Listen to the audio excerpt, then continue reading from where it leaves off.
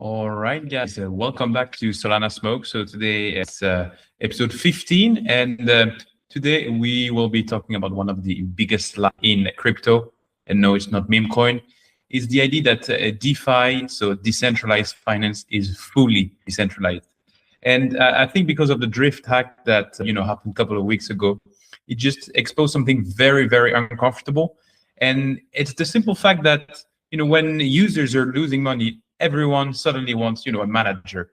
They want interventions. They want to freeze the accounts. They want recovery. They want accountability, emergency powers. And the crazy part, these systems already have those powers. But, we just pretended that they didn't until things exploded.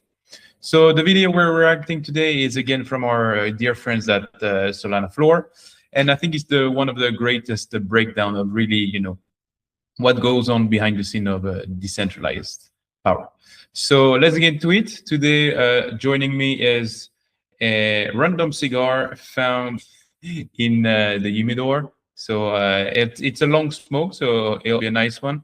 I have as well my coffee. And so before we jump anything, let's go ahead and our dear friend, Mr. Bahamas, Thomas, the floor is yours. Asked if North Korea killed DeFi. Answer, no. But they changed it forever. Today, we go further because while the drift attackers were moving $232 million in stolen USDC through Circle's own bridge for 8 hours, Circle did nothing.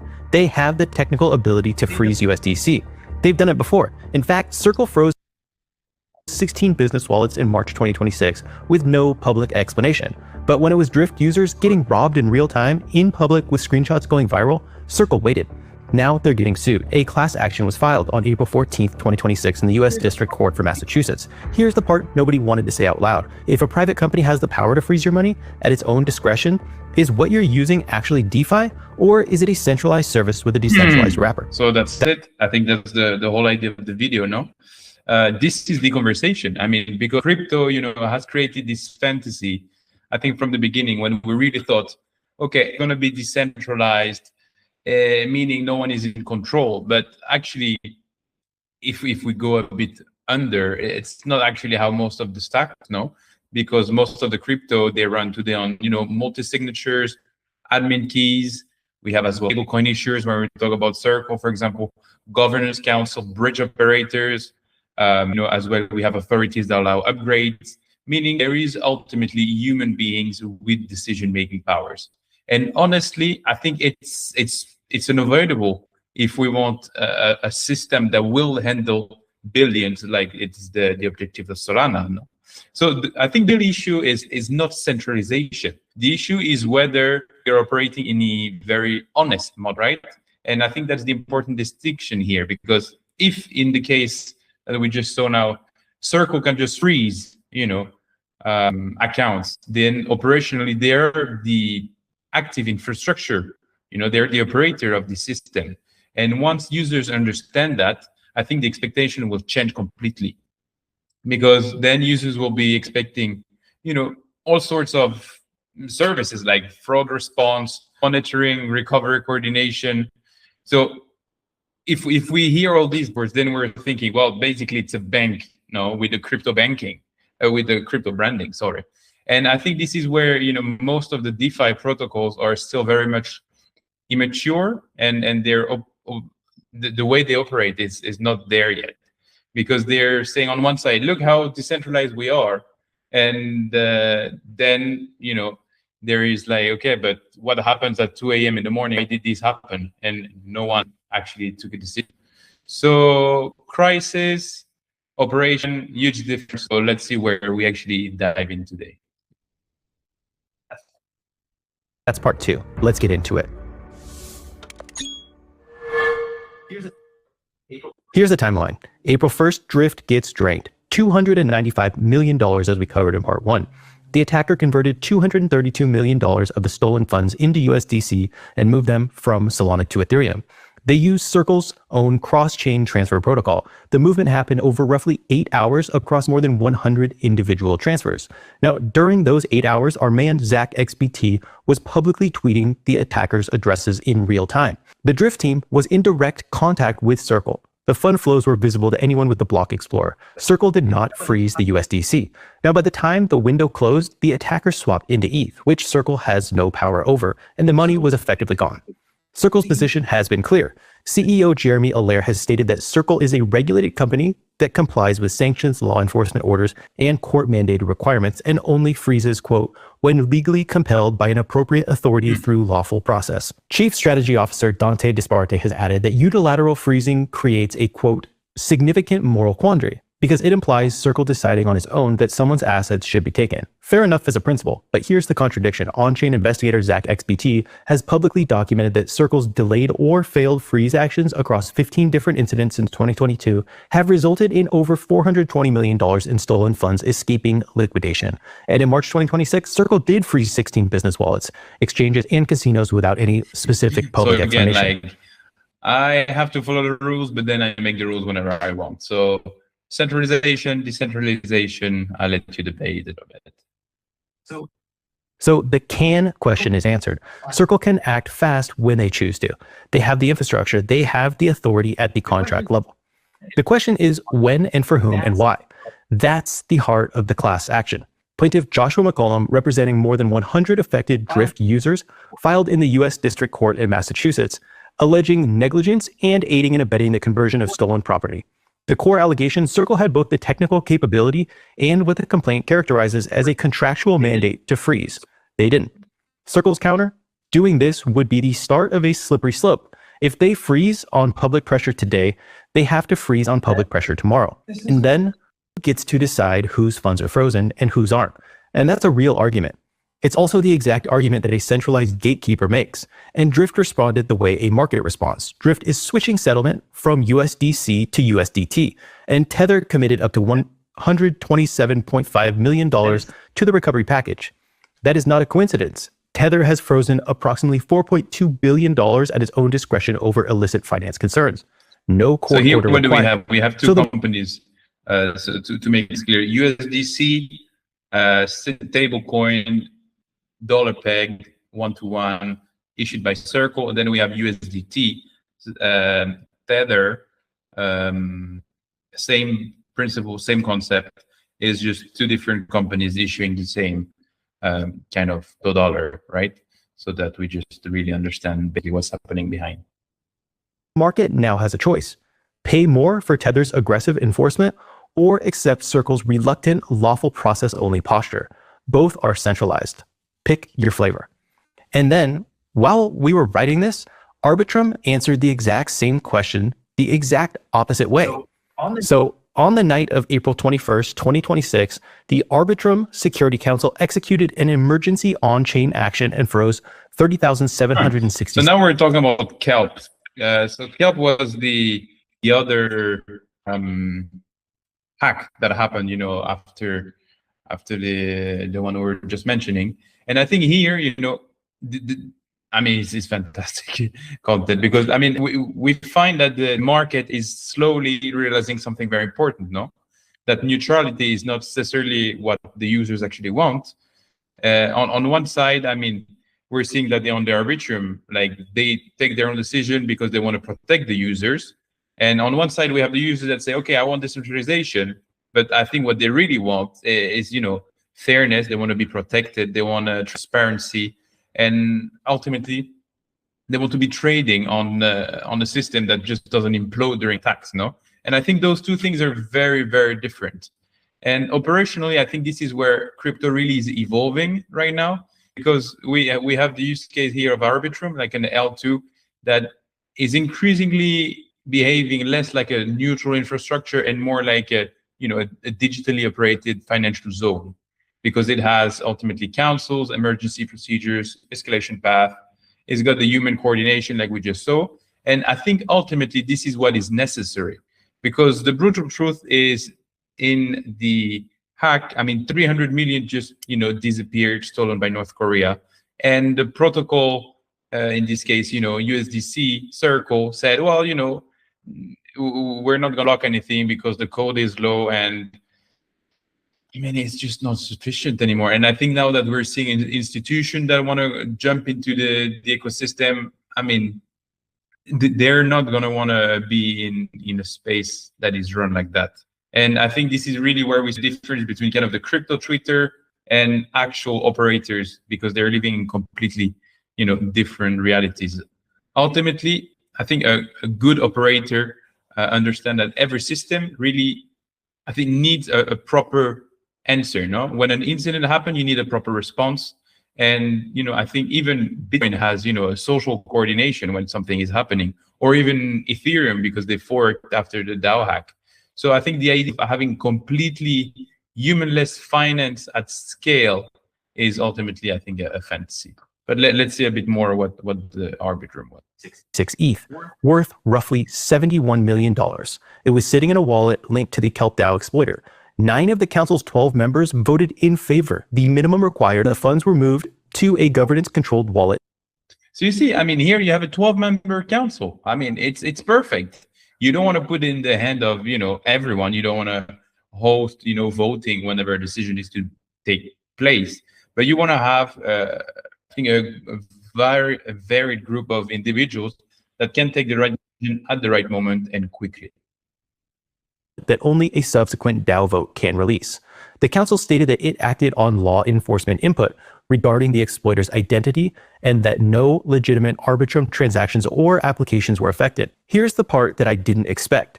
The reaction has been overwhelmingly positive. Paradigm's Dan Robinson called it a, quote, hard choice. Thomas, I think this is where you and I we diverge. Of course, we're talking about decentralization. Of course, everyone loves the idea of it, but we see the results of this. We see when decentralization is just not working, and we need to have proper system in place to avoid this type of hacks to happen. We need fast response, and ultimately, if we want institutional money jumping on chain on Solana, we need this security council. But seems like the right thing to do, and many in the community agree. Kelp DAO publicly thanks Security Alliance's SEAL 911 for coordinating the response. I've seen researchers, founders, even longtime decentralization maxis conceding the same point. Fast, targeted, recovered roughly a quarter of the stolen assets. North Korea doesn't get to keep the money. And the more I sit with it, the more I think this is maybe what L2s are actually good for. Ethereum mainnet is supposed to be the neutral ground, the settlement layer that nobody can touch. Fine. But an L2 is something completely different by design. It's a rollup. It has a security council. It has human operators. That's not a flaw. That's actually the architecture that it was built for. Exactly. Ledger CTO Charles Guillemet described the freeze as, quote, a state-changing intervention where human-controlled keys overrode on-chain behavior, and said it exposes the reality of how much human control L2s actually have. And that's not a gotcha. That is the honest description. So maybe the right division of labor is this. Base layer stays neutral. L2s absorb the messy human stuff, emergency freezes, upgrade paths, dispute resolution, the occasional North Korea tried to steal $300 million moment.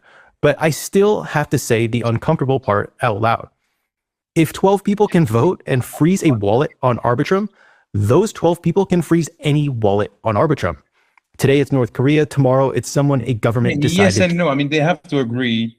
And I think the council diversity, should be helping, but fair. I understand where you're going. That it doesn't like. And the tail risk gets bigger the more everyone leans on this. 12 signers with the power to freeze any address is the single most valuable target in crypto. Every DPRK style operation that just took down Drift and Kelp now has a new North Star. Both answers are defensible, neither is decentralized. And that's fine, as long as we stop pretending otherwise. Let's also think about the regulators, who have given a clean slate to blockchains and tokens not being a security based on the premise of governance and decentralization. How will they see this? I can picture Elizabeth Warren ranting about it already. Why do people even use DeFi? For a lot of people, the honest answer is yield and airdrop farming. I think airdrop farming is probably the most honest trade-off here. You're putting your funds into an early platform, understanding it's risky for points and eventually a coin. The protocol gets... I mean, here, airdrop for me, airdrop farming, it's basically, investing in early startups. Usually, believe in the project, and hopefully you're going to see the results later down the line, and you're taking a risk at the beginning. So I think this is why it's important. Unfortunately, I think it's being gamified too much, where the protocols are abusing it, but it really depends on the protocols. TVL that they can advertise and users that they are hoping to retain after the airdrop. It's a trade of time and liquidity. Risk is relatively high with these, but usually yields are as well, with a payday at the end of the points program if it does end, where both sides understand the trade-offs. Now, the long-term DeFi users are the ones that I worry about the most. Getting liquidated is a real option. If you take out a loan with something like 80% loan to value, as we saw on October 10th, coins can drop over 20% in minutes. On-chain debt doesn't really make sense for retail. Maybe short-term leverage positions, but the market will own you if you hold these positions for the long term. I've always wondered what happened to the DeFi evangelists that borrowed stables from ETH at the top over 4K to buy houses. Avoid taxes, be like the rich, your ETH only goes up. Well, what do you think happens when ETH went back down below 1K? You're either liquidated or adding more principal so that you don't get liquidated. Oftentimes worse off than if you just sold your crypto to buy the house and pay the taxes. Lending stables has always had better rates on-chain than TradFi. You can get as high as 4.4% APY at Goldman's Marcus savings account, where the best Solana DeFi protocols have 8% right now. Realistically, I wouldn't put all my savings into the DeFi protocols right now for the almost 2x yield. I don't see anyone outside of the crypto ecosystem doing that, especially after over $700 million was hacked in just over 2 weeks. Here's where the framework gets more hopeful, because the solutions are already being built. Remember, in part 1, Aave had $196 million in bad debt from the Kelp hack. Morpho had about $1 million. Same token, same attack, same ecosystem, two very different outcomes. Why? Shared pools versus isolated vaults. Aave's model, one big pool. Every depositor's capital gets commingled. The protocol decides centrally which assets are collateral, at what LTV with what parameters. When governance votes to accept RSETH at a 93% loan to value with a 7% safety buffer, every Aave depositor inherits that decision. I think that's actually key and something that we don't really pay attention to. And if we just forget the drama, forget the headline, the real learning here in DeFi is that the architecture really determines kind of the blast radius, no? And it applies to everything, because the strongest systems in the world are not the one that completely avoid failure, but they're the ones that are designed so that no one single failure can kill everything. And here, like he was describing with, pool risk versus isolated vault, of course, shared pools are, it's elegant, but it works until it doesn't, because you're basically inheriting, everything from the other pool. So you're inheriting the governance, the oracle risk, the bridge risk, the contagion, basically, and you don't even realize it. So this is why I think the next generation of DeFi becomes much more modular, where actually smaller blasts, radiuses, more isolated systems, and ultimately, clearer exposure boundaries, because operationally containment matters more than ideology. And I think the ecosystem increasingly feels focused on, performance, UX, payment, real usage, and ultimate operational scalability instead of just focusing, on philosophy. You deposit ETH to earn yield. You also just became an unpaid underwriter of the governance committee's appetite for risk. Morpho's model, isolated markets. Each vault is its own world with its own curator, its own risk parameters, its own exposure. If a vault gets wrecked, the damage stays in that vault. And this is what we just said. And this is why on one side you have, Aave having 200 million of bad debt. On the other side, you just have Morpho with 1 million. So really having these separation of vaults and really, modular level really allows users to be way more protected. Avoid you're going a bit far from the full decentralization, but ultimately you're making the users a product that they're safer to use and ultimately get better results and are more protected. The blast radius is contained by design. Morpho's documentation describes this as, quote, each market is an immutable isolated silo.